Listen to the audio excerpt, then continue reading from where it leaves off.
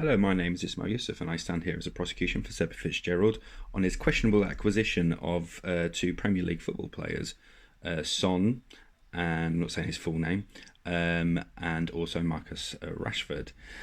So, for those who listen to the podcast, you'll know that Barnes and I decided to take one side each. I was going to be the prosecution and Barnes was going to be the defending, so I will expect his response to this video in the near future.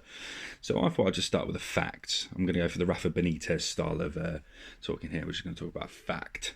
So on the 9th of March was the final Premier League football game between Leicester and Villa, Leicester beating Villa 4-0. So that was the last Premier League game, so we're now in June.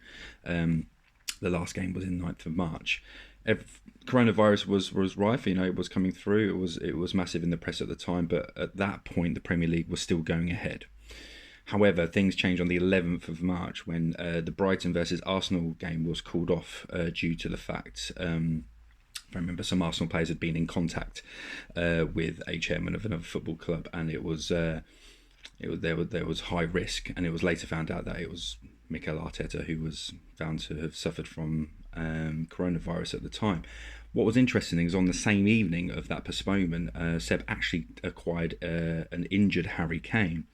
So was he already looking at the future? Was he already looking at maybe, a little bit far ahead, already maybe trying to take advantage of the situation? That's for you to decide there. Now, on the 19th of March, this is where things hot up a little bit.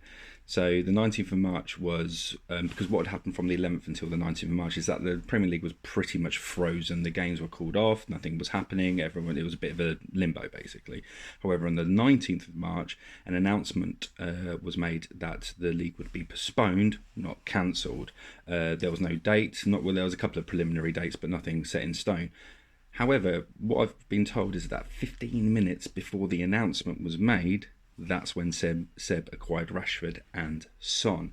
15 minutes, so a few more questions. Did he have some insider info?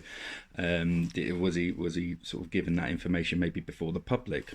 That's for you to decide. And then on the 4th of April, the Premier League announcement was made that the league wouldn't be coming back in May, but it would still be coming back at some point. So at that point, everything shut down, and we were just waiting for the news to come back, and that would be opening eventually in June.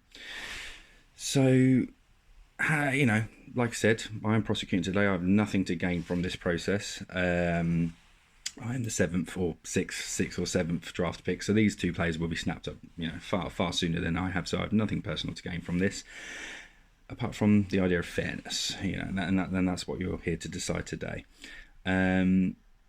Is Seb a bad person? No, he's not. He's a lovely person. He loves the DMB. He's got a big heart. Great guy. But is he an opportunist with an eye at bending the rules rather than breaking them? He has had a bit of a history with that in OBL. So what you have to decide today is that, was it fair for him to acquire those two players when everything was pretty much frozen? There wasn't any business in the transfer. There wasn't any waivers really happening. Everyone had kind of logged off Fantrax, not really thinking about it. Everyone knew that football wasn't going to come back till May, probably even further of future.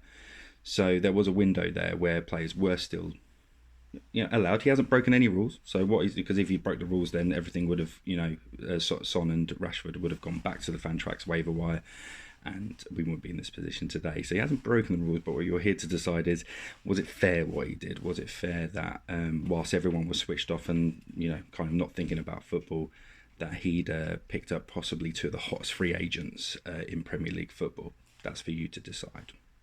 Thank you.